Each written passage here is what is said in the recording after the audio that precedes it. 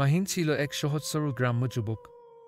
রাতের আকাশের তারাগুলো দেখে সে স্বপ্ন বুনত, কিন্তু তার জীবন ছিল একঘেয়ে আর নিস্তেজ।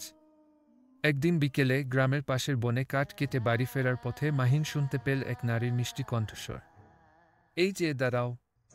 মাহিন চমকে তাকাল। বনের গভীর থেকে বেরিয়ে এলো এক অপূর্ব সুন্দরী নারী। তার চোখ দুটো যেন আলো ছড়াচ্ছে, চুল ছিল দীর্ঘ আর রেশমি। মেয়েটি তাকে বলল, আমি এখানে একা থাকি, তুমি কি আমার বন্ধু হবে? মাহিন কিছুটা অস্বস্তি নিয়ে বলল, তুমি এখানে একা কেন? গ্রামে তো তোমাকে কখনো দেখিনি গি।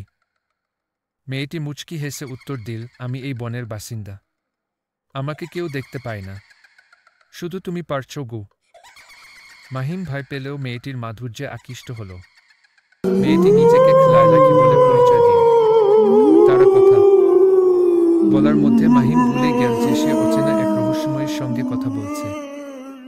এরপর থেকে প্রতিদিন বিকেলে তারা লায়লা ছিল মাহিনের জন্য এক রহস্যময় সঙ্গী। একদিন